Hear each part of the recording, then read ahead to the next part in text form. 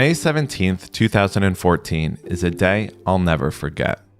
It was a hot, sunny day in Madrid, and despite the beautiful weather, everyone was packed inside the pub. Everyone was there to see if Atletico Madrid could do the impossible and win La Liga. After a tight first half, Atletico trailed Barcelona 1-0, and the tension in the room was suffocating. Then, in the 49th minute, Diego Godin soared in the air and scored from a trademark Atletico corner kick, and the room erupted. Ahí va Gavi, segundo palo, remate, gol del Atlético de Madrid, Raúl García. Diego Godin acaba de empatar el partido de esquina, sacó el Atlético de Madrid. El delirio entre... After an agonizing 44 minutes, Atletico would hold on for their first league title since 1996. Pia largo la pelota Miranda, mira el crono, va a acabar campeón de Liga. El monumento, el coraje, al esfuerzo, a la fe del Cholo y de sus guerreros. El Atlético de Madrid es campeón de Liga. Campeón de verdad, echándole el resto. That Atletico team was based on a strong defense and set-piece excellence. Fast forward to the present day, and Atletico are back leading the league and still have a strong defense. But this time, it's different.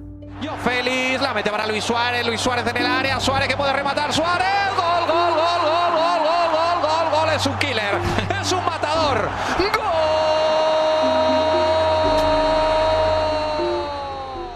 gol! With 9 goals in his last 8 games, Luis Suarez is in his best form in years, and Atletico are scoring more goals per game than any other team in the league. Today we ask, why are Luis Suarez and Atletico Madrid dominating La Liga?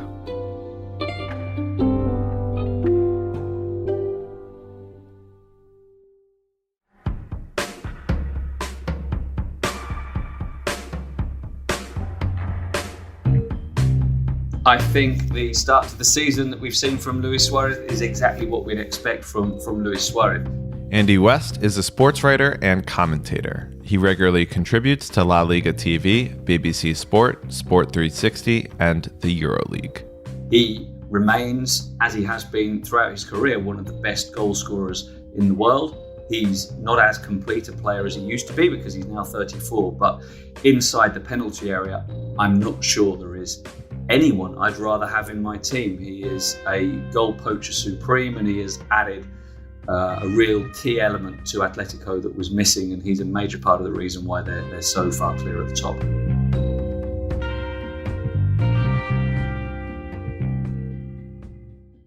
Before we get to Suarez's time with Atletico, it's important to look back at how he left and why he left Barcelona. How did he end up at Atletico? Yeah, that's a good question, and one that Barcelona fans will be wondering as well. I think despite everything that he's done with Atletico this season, despite how well he's played and the goals he's scored, how decisive he's been, it was the right thing for him to leave Barcelona. Barca for a few years have been in a state of decay, and I think the word decadent is perfectly appropriate for the state they were in at the end of last season. Decadence, where there was complacency, there was an unwillingness to work hard, there was an element of arrogance and, decay around the whole squad. That obviously wasn't Luis Suarez's fault. Really, it lies at Josep Maria Bartomeu, the former president, who thankfully now is gone, but he presided over that decay, did not act decisively, was not a leader. And he allowed factions to develop within the squad. And Suarez was at the heart of that. And that's not a criticism of him. It's the case that the players felt they had to fill the gaps of authority that were not present from above where they should have been. The players had to take on too much responsibility, whereas they should have been following a well-defined structure that was led from the top, led from the offices of the club and filtered down through the coach onto the field, into the dressing room. That wasn't the case. There was a vacuum. And the players felt that they had to pick that up. So the senior players did, led by Lionel Messi, obviously, but with Luis Suarez, Arturo Vidal, Ivan Rakitic to an extent, Gerard Piqué, Jordi Alba. And it's well known, it was known as the Club de Amigos, the friends club, that if you weren't in that inner circle, then you were an outcast almost within the club. And that sounds incredibly harsh on those players, but it was a situation they felt they were forced into because there wasn't clear leadership. So Barcelona, you lose 8-2 in a Champions League knockout game. That is a humiliation. You have to have sweeping changes after that. And what was needed was a significant freshening up of the squad, a complete change of the dynamic, and for that festering decadence to be discarded. And so, yes, he left. And that was part of the reason he left. A big part of it as well was financially. I think everyone knows how desperate Barca's financial situation is. So they just wanted to get high earners off the books like him, Rakitic, Vidal. Even though they had to pay him off to an extent, to do that, they have saved money by losing him, which they desperately needed to do, and they still do. But what was the massive oversight, and this is typical of the appalling lack of leadership from Bartomeu, was that when he decided Suarez had to leave, and Suarez would have stayed, he would have happily stayed, he did not ensure that Suarez did not join a direct competitor. Everyone thought Suarez was going to Italy. He flew to Italy to take a citizenship test so that he had the Italian passport to make it easier for Italian teams to sign him. But then he didn't sign for an Italian club. He moved to Atletico because Diego Simeone saw an opening, went for it, got the player that he needed to complete his squad. And there was nothing in the agreement between Barca and Luis Suarez to stop that from happening.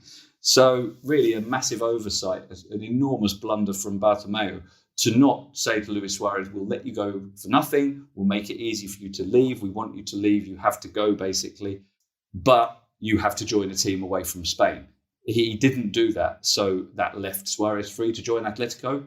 Great move for him to challenge for a title and to try to put one over his old club. He's a competitive animal.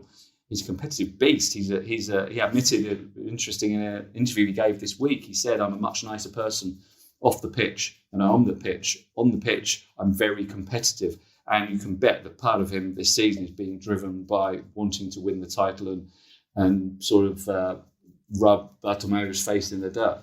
What was his last season like for Barcelona on the field? How was he performance-wise? It was okay, yeah. It was not his best season, but it was very badly impacted by injury. He was out, I think it was early January, he suffered an injury, didn't come back until the resumption after the COVID break, when he was still finding his way to fitness. But he had, a decent season goal return. I think it was 22 goals, last season. And considering the number of games he played, that was good. He has always delivered at an incredibly high level in front of goal. What he hasn't got now, and what he didn't have last season, the final season at Barca, was the athleticism to press. At Atletico, that's not a problem because the other players around him do it. At Barca, it was a problem because neither does Messi. So you had two of them. Both of the forwards were making it too easy for opponents to start to play out from the back. And that was a significant part of Barca's problems defensively, that there was an easy outlet always. So that was a problem.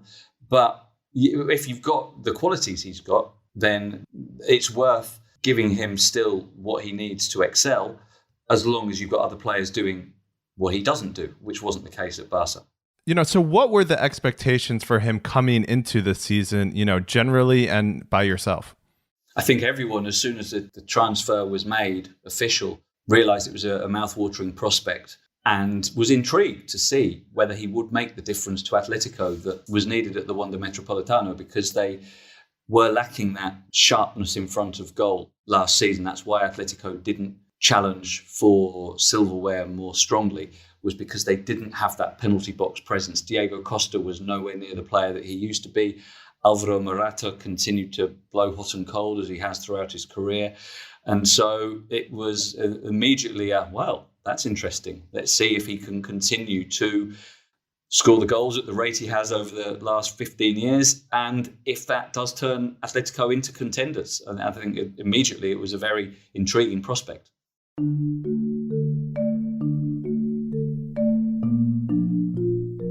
Let's break down his success this season. Just how good has he been? He's been outstanding. He's been Luis Suarez standards. I don't think anyone should be in the slightest bit surprised that he's done so well. This is the player, I believe after the original Ronaldo, the Brazilian Ronaldo, I think Luis Suarez is the best striker of the century. He has for years been a consistent goal scorer. He's got 20 goals, 20 league goals, and I think it's 12 seasons. That consistency is stunning. And had he not been in the Cristiano and Messi era, he would have won 2 or 3 Ballon d'Ors without doubt. He is a phenomenal player. And so he's been great, but he is great. He's Luis Suarez. He's one of the best players we've seen this century. So there's no surprise in it. But right from his debut, when he came off the bench, he hadn't been with the club for long. It was against Granada, and he scored 2 goals in 20 minutes.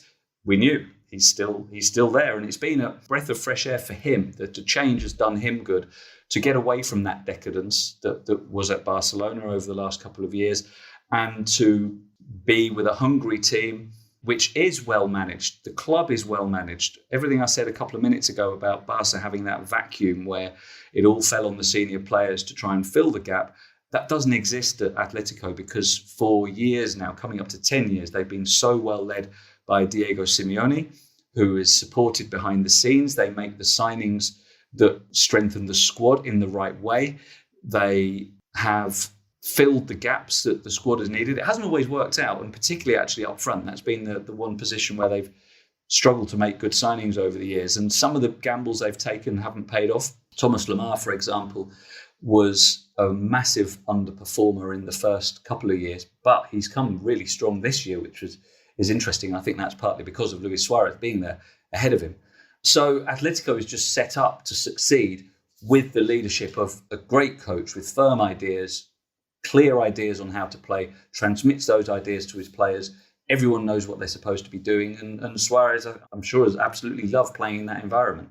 Yeah, just a fun little fact. He is averaging 1.07 goals per 90 minutes, which is actually the second highest rate in his entire career, which is quite remarkable at the age of 34.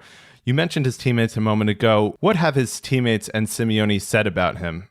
Well, they've lavished him with praise, as you would expect. Simeone in particular is almost in awe of Suarez's talents. You can see that even from the way he reacts on the sidelines. I remember the goal that Suarez scored at Careless last weekend, the free kick. 27, 28 yards out, Suarez hits it perfectly. What a goal! He's done it again. Simeone, we can all picture his usual reaction when his team scores a goal. He's full of passion and emotion and almost somehow anger in his reaction when his team scores a goal sometimes. But when Suarez scored that free kick, just look back at the footage, he laughed. He just burst out laughing, almost in awe of this player, this amazing goal-scoring talent that he's got. It's like, well, yeah, there he is again, scoring goals. So they enormously appreciate what he's brought to the team and the cutting edge that he's given them that they didn't have, which was the one thing they were missing. Is Suarez finished? No, I don't think he's finished, but he's going through a rough one right now. Yeah. At some point last season, we were having this same conversation. He's 34 years old and has played almost 700 games in his career. Does he still look energetic and spry out there? How is he physically? That's been a question mark over the last few years. He is 34, and I don't think he's a naturally slim guy. I think when he retires and stops the physical exertions of being a professional footballer, I think we can expect to see him padding out a little. So he has to battle to keep himself fit. And he doesn't charge all over the pitch like he used to. But he is in good enough shape to come alive inside the penalty area. And he does what Messi's been doing over the last few years. He preserves his energy to come alive inside the penalty area. So, yeah, he's not the greatest physical specimen you'll see in elite professional football, but he's got enough to do what he needs to do to be effective. At the moment of this recording, he is leading the league in goals with 14. Do you see this output as sustainable? Yeah, absolutely. Yeah. As I said before, Luis Suarez is a phenomenal footballer. He has been for 15 years. He is a great. He is a great of the modern era. And yes, if he stays fit, he will continue to score goals. That is the only thing that will stop him, is whether he stays fit or not. And that, more than ever this season, is an issue for every player with the congested fixture schedule. It's a very unusual season, a lot of physical demands on players. We're seeing a lot more injuries across the board. So hopefully that won't affect Suarez, but it does help that they've been knocked out of the Copa del Rey. Obviously, the Champions League is a goal for them, but in terms of La Liga, it would help them if they got knocked out in the next round. They obviously won't see it like that, but the potential overload of fixtures in spring is the only way that he will stop scoring goals at his, maybe not his current rate. He won't sustain exactly, a goal a game, but close to that.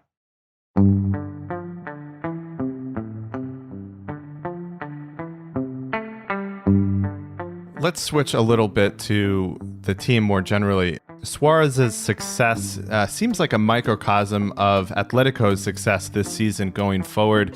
They're famous for having a more conservative or defensive-minded approach. How have they altered their approach this season? Yeah, it's a fascinating topic that Simeone had come under pressure for the last couple of years to become more expansive, to become more attack-minded, and that's why they gambled so much money on Thomas Lemar initially, and then the following year on João Felix, to give them that creativity that they've been missing.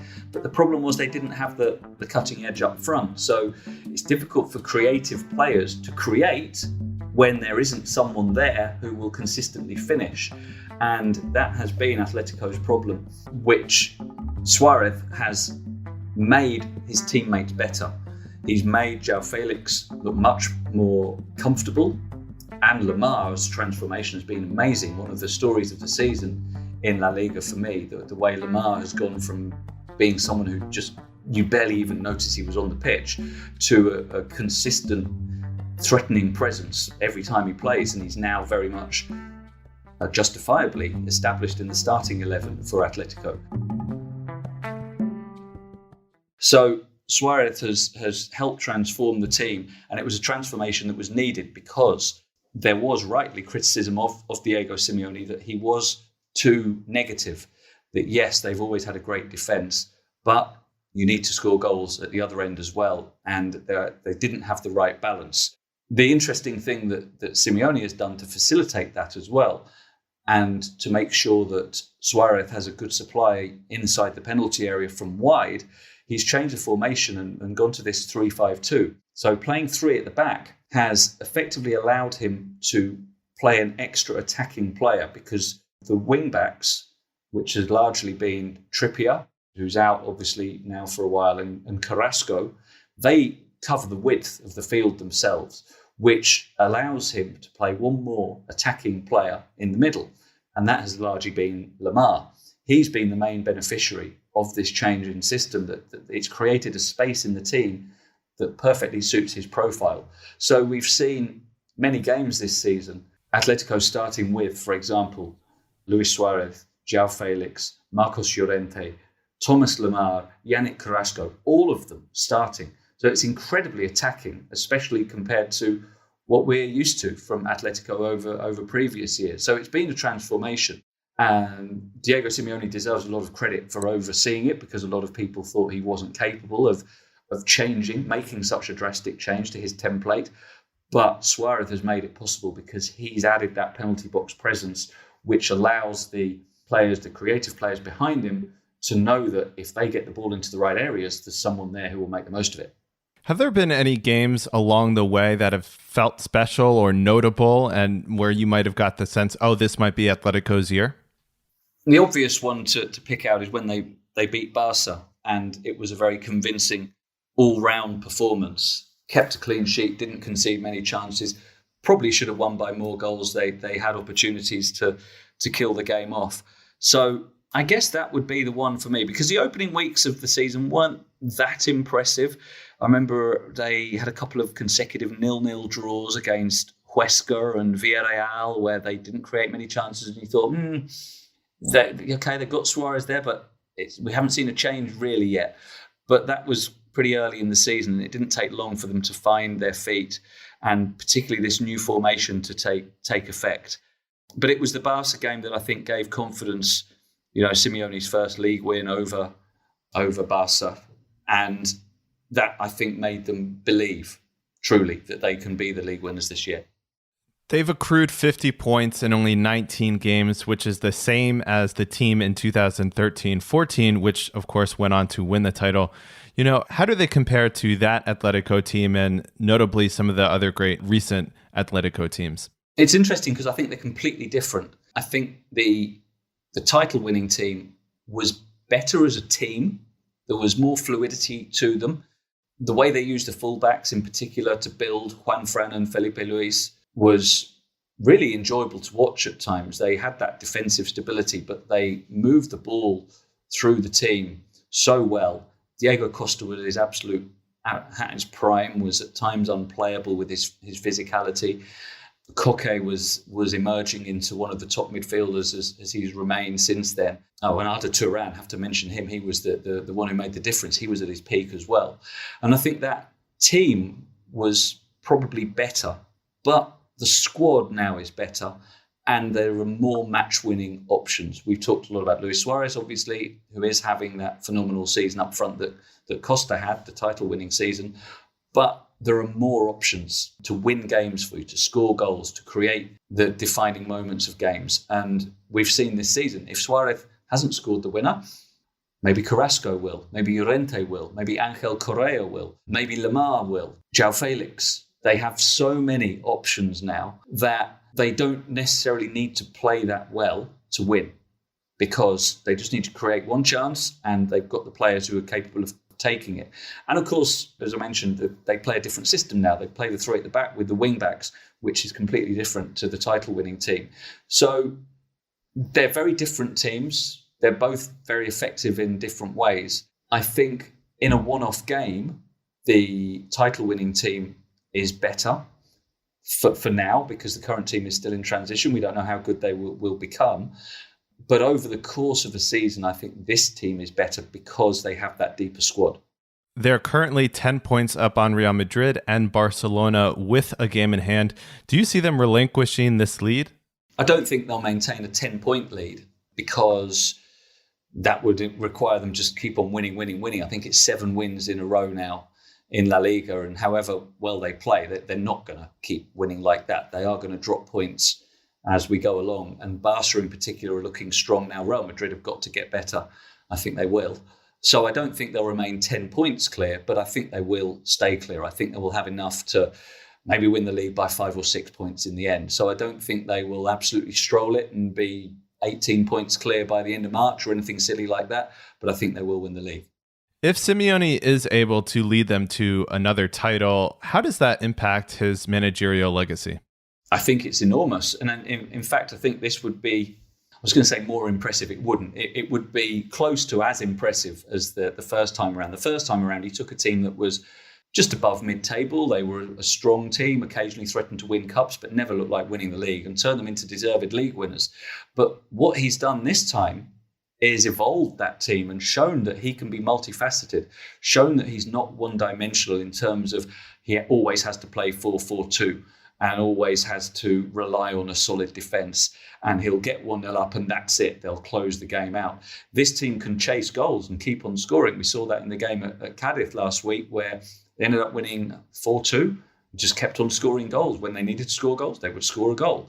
And it's a completely different team, and I think that is very impressive that Simeone has been able to develop himself and his players beyond the usual template of how they played for 4 or 5 years without losing the strength at the back. He's found another way to play, which is incredibly difficult to do. So, I think it would very much strengthen Simeone's legacy, and I already absolutely would have regarded him as one of the top 4 or 5 coaches in the world, but I think it bolsters that further. I think that is notable to point out, as currently Jose Mourinho is the talk of the town, at least here in England, and Mourinho really hasn't evolved or adapted his philosophy and had that kind of major change in his career. Yes, point is a very good one. And it's an accusation that a lot of managers have faced over the years. Pep Guardiola is one who, for example, people have criticised sometimes, it's all tiki-taka and passing the ball, and you can't play any other way. So, which I think is unfair as well. So for Simeone to answer the criticism that he's faced over the last couple of years, that he was too predictable, his teams were too predictable, he couldn't find any other way, he couldn't assimilate quality attacking players. You know, I remember Arda Turan, when he left to join Barca, said he was delighted to be leaving because he wanted to run less. He'd had enough of running so much. And that was the criticism that was faced by Simeone, that he only wants workers. He only wants workhorses. He can't accommodate star quality. This season, he's shown that he can, with João Felix and Thomas Lemar in particular, I think, the way they have fitted into this team and the way he has found a place for them to be able to excel. And I think Simeone deserves huge credit for that, for being able to move on from what he's just done over the last few years.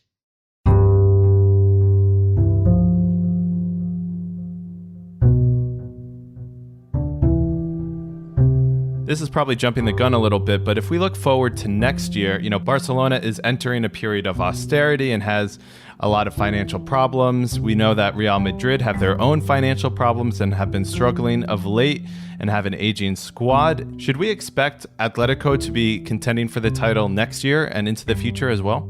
Yeah, they should be. The caveat, of course, is Luis Suarez's age, that he's made such a big difference to the team this year, but he's now 34, and how long will he keep scoring at this level? He's not showing any signs of slowing down at the moment, but it's not nice to speculate about this kind of thing, but he's maybe one significant injury away from never being the same player again.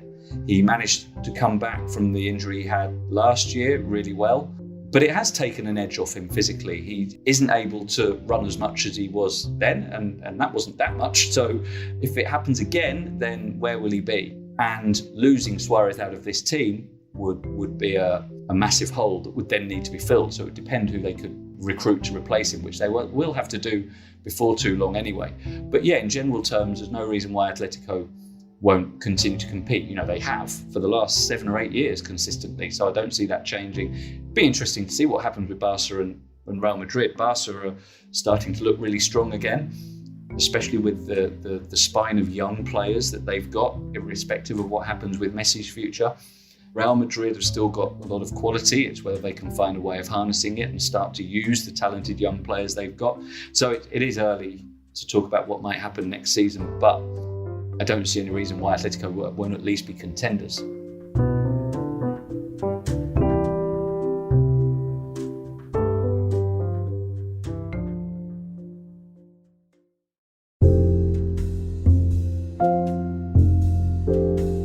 Andy West is a sports writer and commentator. He regularly contributes to LaLigaTV, BBCSport, Sport 360, and the EuroLeague. He is also the author of Lionel Messi and the Art of Living. The music for this episode was provided under the Creative Commons license by Blue Dot Sessions, and you can find more information about those songs in the episode show notes.